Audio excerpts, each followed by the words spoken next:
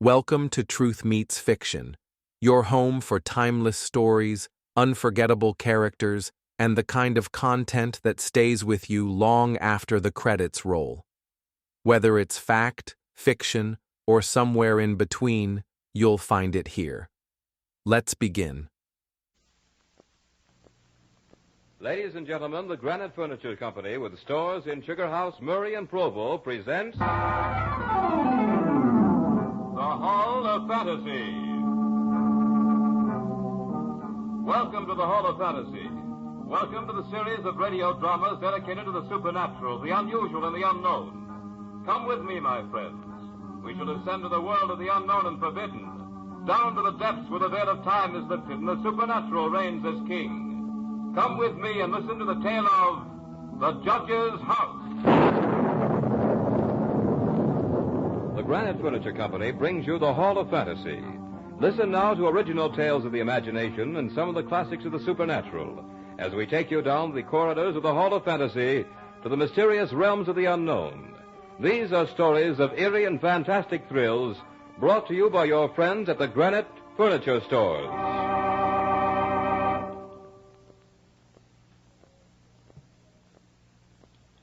And now for tonight's story, a radio adaptation by Bob Olson of Bram Stoker's story entitled The Judge's House. Justice. Peace. How can we be certain of either when hatred burns unchecked, even beyond the grave? I am Malcolm Lane. This is my story. I want to tell it to you while there is still time. I watched them carry the parcels into the judge's house. Mrs. Whittam, whom I had engaged as my housekeeper for the next 3 months, was directing the activity.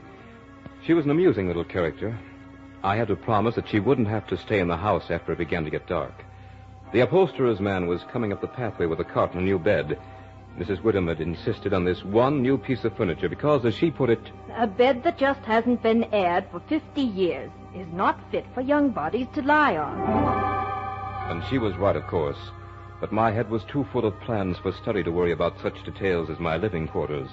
As for the tales about the harsh old judge whose house this had once been, I had only a mild enthusiasm.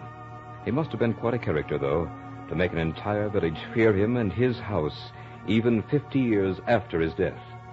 Mrs. Whittam was positive there was something about the old place, though she nor anyone else quite knew what it was.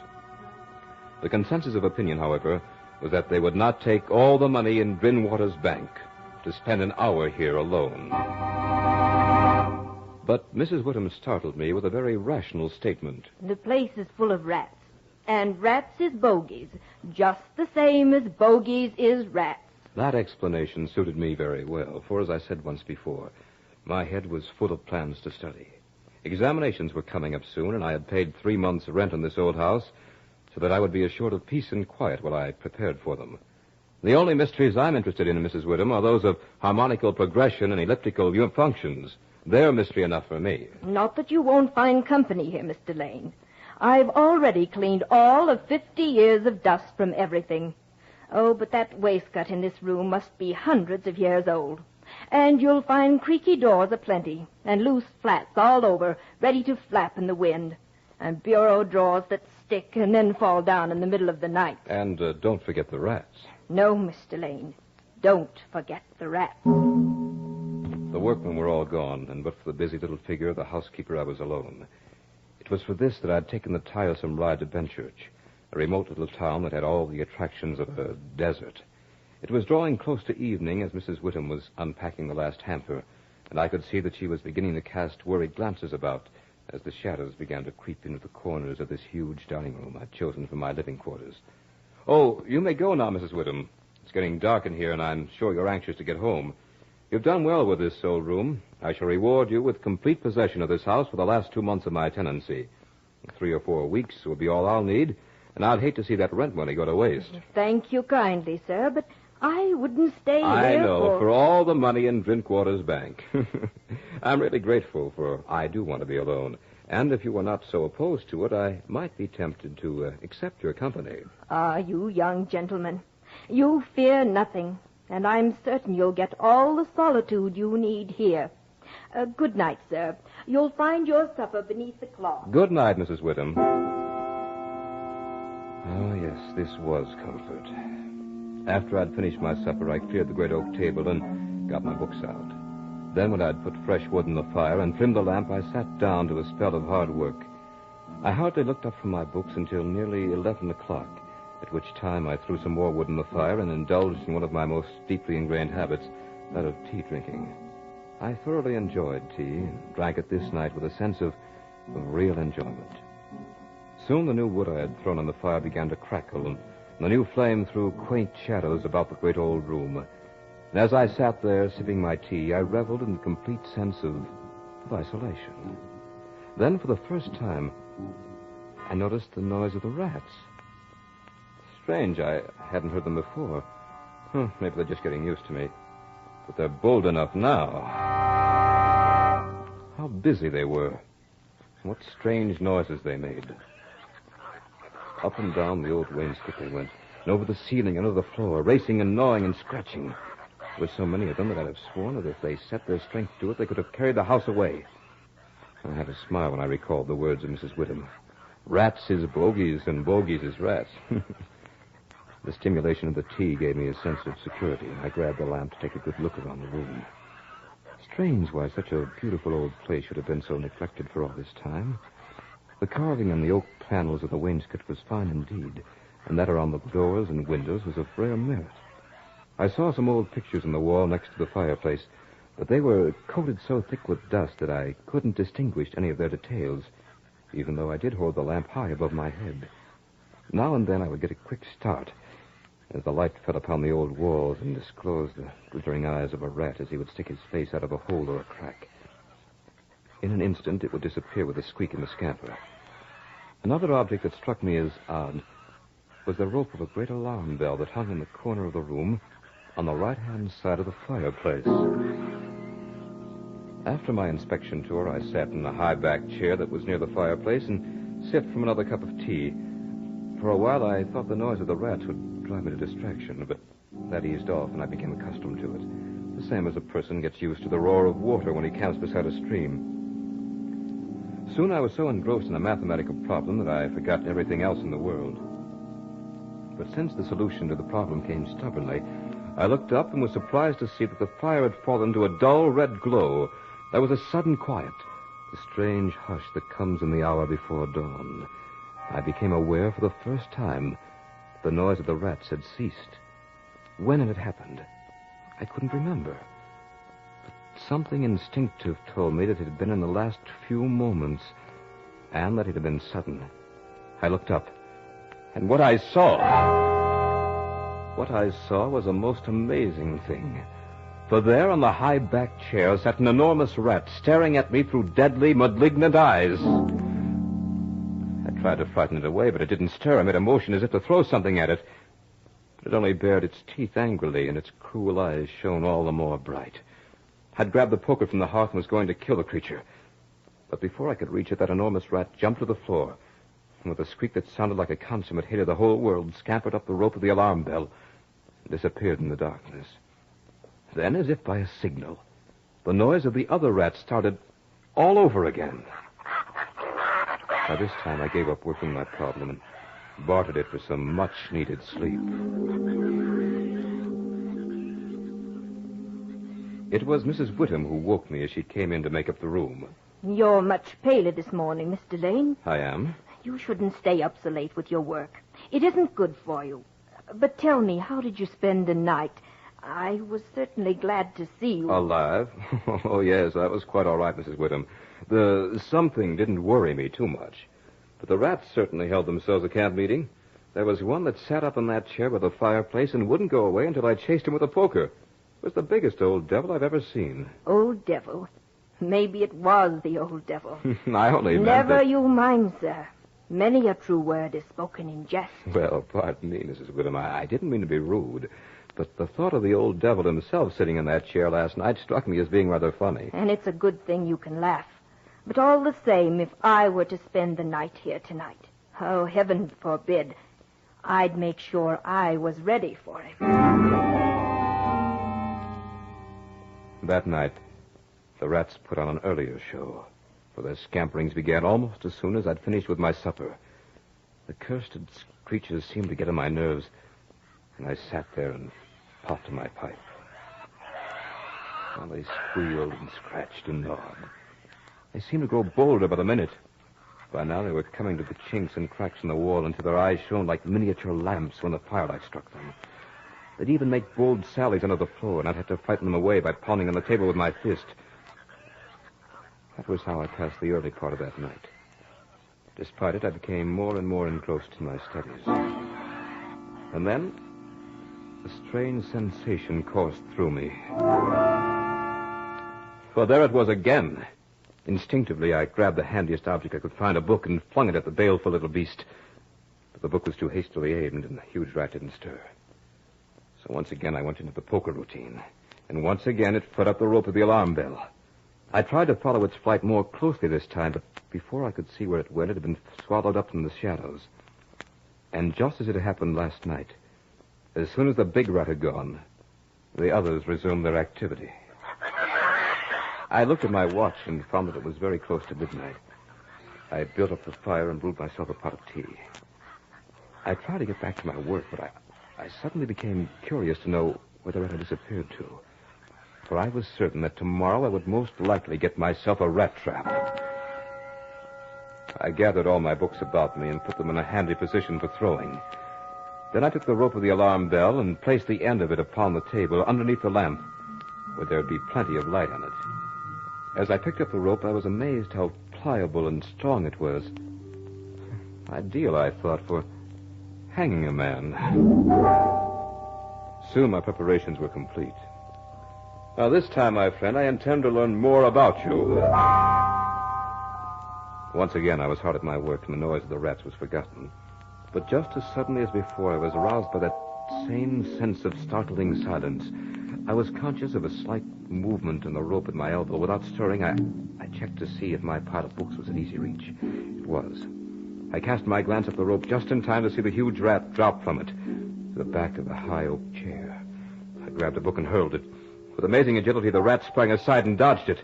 I threw a second and a third, but each time it managed to dodge my battery. It was almost funny, almost. Finally, when I was down to the last book, I took careful aim, and as I did this, the rat squeaked and seemed afraid. I let the book fly. It struck the rat with a resounding thud. It gave out a shrill, terrified shriek, and running up the back of the chair, made a desperate leap, and with the speed of a bolt of lightning ran up the bell rope. The lamp rocked with a strain, but it didn't topple. Then I saw the rat leap to a molding and disappear through the hole in one of the big pictures that hung on the wall. I made a mental note of the exact spot. Third picture from the fireplace, huh? I'll remember that and have Mrs. Whittem scrub it clean the first thing tomorrow morning. I began to pick up the books I had thrown at the rat. As I did so, I took a good look at their titles. Conic sections. Mr. Rat doesn't seem to mind that. Neither did this one on cycloidal oscillations. And this one on thermodynamics he dodged very neatly. Oh. Here's the book that got him. As I looked at the title of the book that had finally hit the huge rat, I could feel a pallor spread across my face. For the title of that book was The Holy Bible.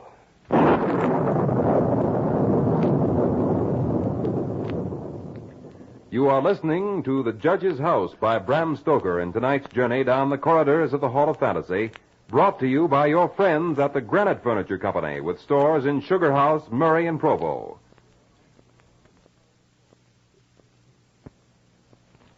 And now back to the story by Bram Stoker entitled The Judge's House.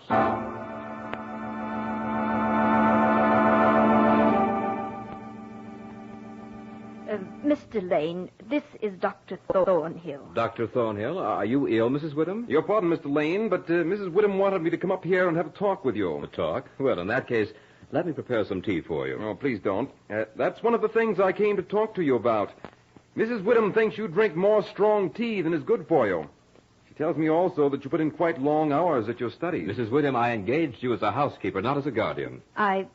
Oh, please, Mr. Lane, I didn't As a mean matter to... of fact, Lane, she didn't mean to have me talk to you at all. That was my idea. I see. Well, now that you're here, what do you want me to do?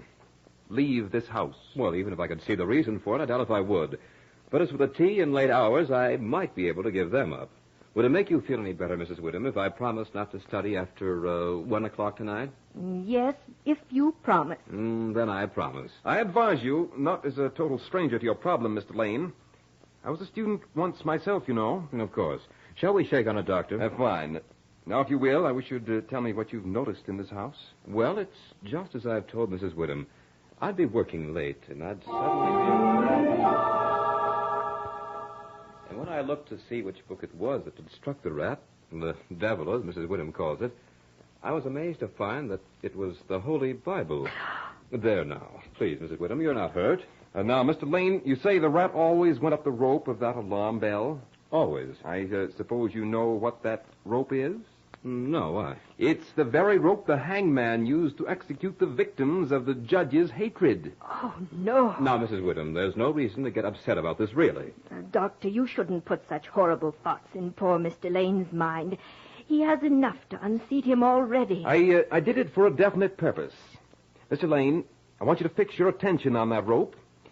Now, I know you're sound of mind and body, but hard work and long hours and this suggestion of the devil, especially in this lonely old house, can do things to the mind.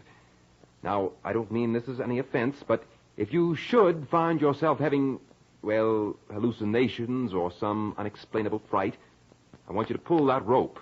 It'll give us some kind of a warning in the village.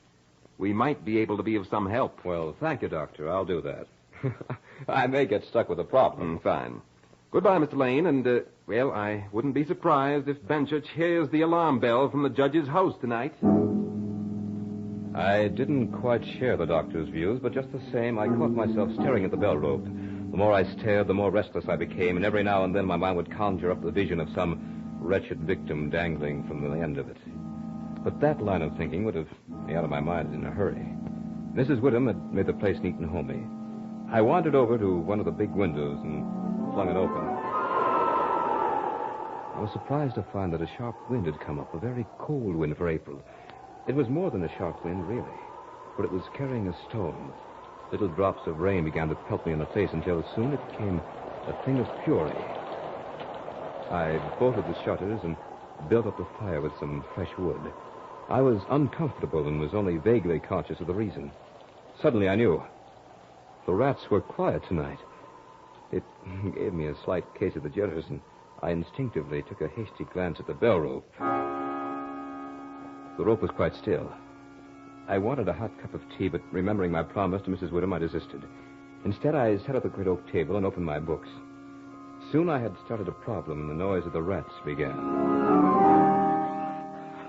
For the first time since I had taken up residence in the judge's house, I was glad to hear those rats. I had worked for an hour or so and suddenly became conscious of the furious storm outside. I was thankful that I didn't have to be out of it. The faint movement of the bell rope compelled me to walk over to it and take it in my hand. I saw nothing.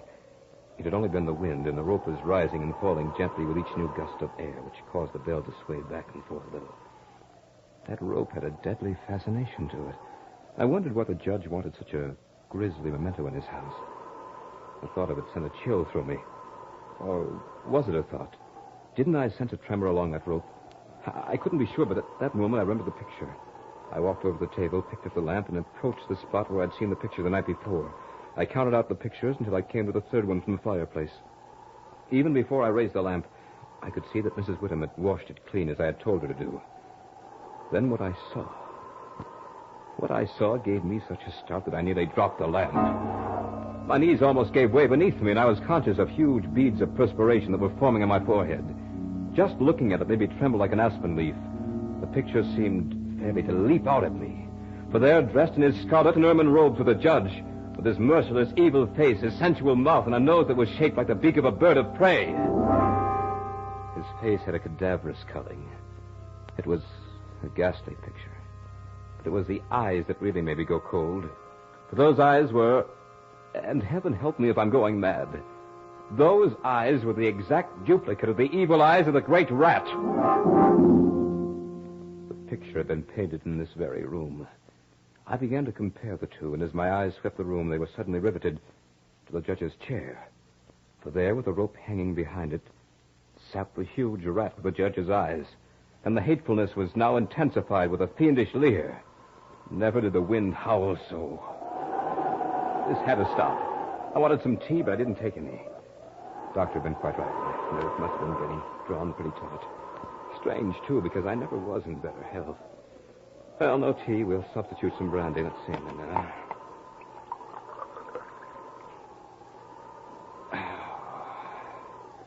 I had a stiff glass of the brandy and went back to work.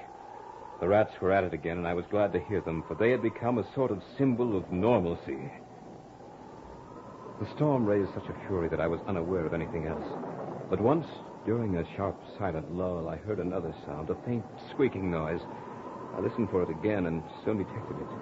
It was coming from the corner of the room where the bell rope hung.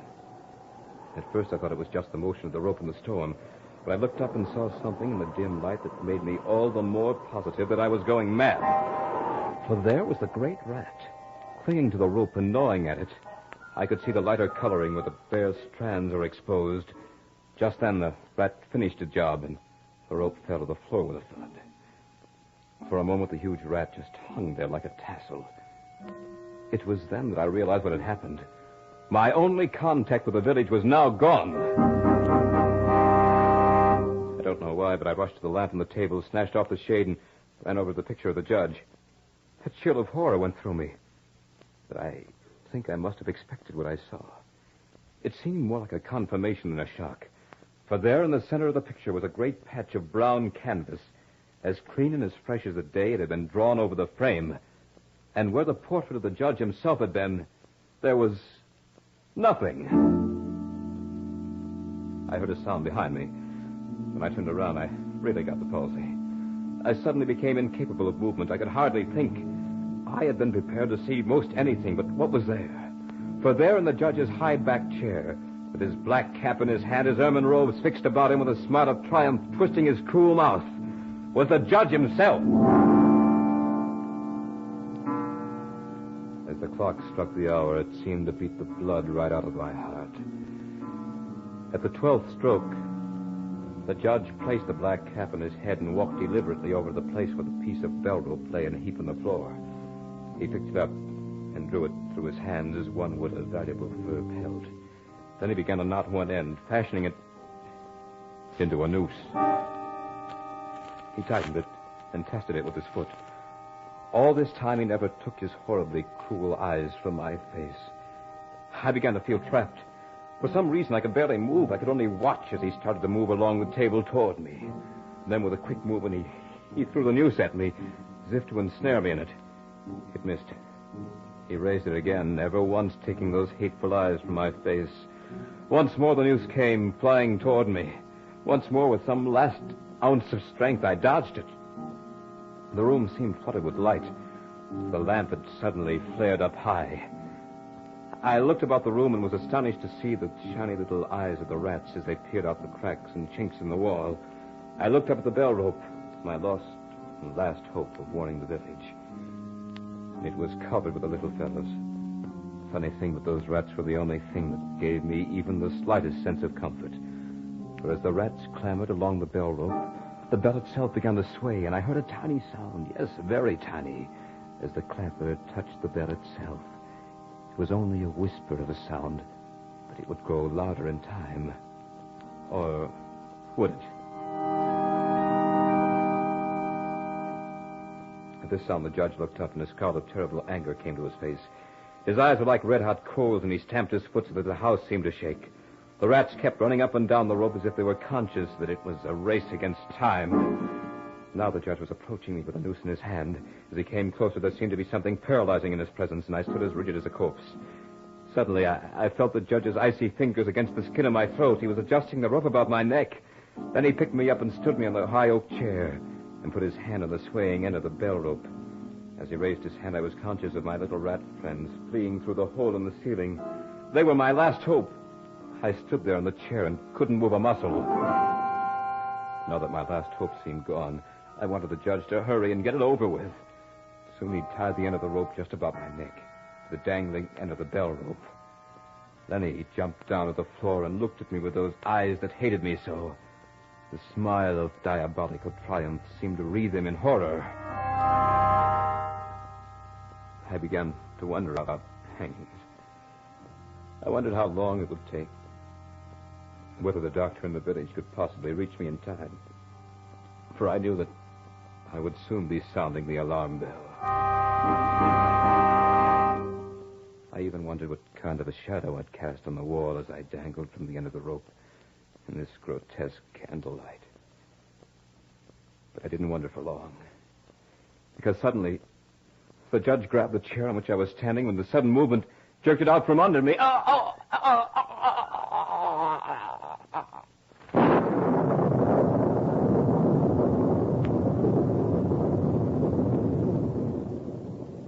So runs the tale of The Judge's House.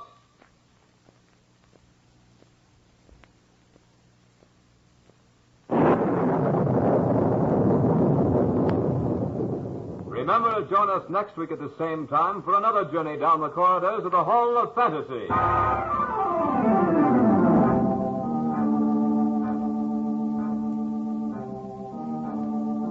Tonight's program was adapted from the story by Bram Stoker entitled The Judge's House. Heard in tonight's program were Dick Thorne as Malcolm Lane, Beth Calder as Mrs. Woodham, and Mal Wyman as the Doctor. Musical background was provided by Earl Donaldson. The technical supervisor was Nephi Sorensen. This program was written by Bob Olson and produced and directed by Richard Thorne.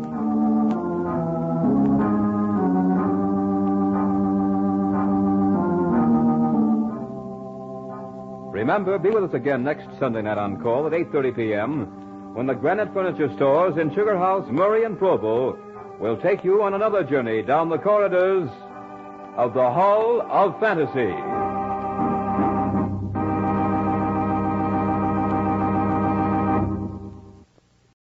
Every story leaves a trace, some in history, others in the shadows. If this one made you think, question, or shiver just a little, you're in the right place. This is Truth Meets Fiction. Until next time, stay curious, stay sharp, and don't believe everything you're told.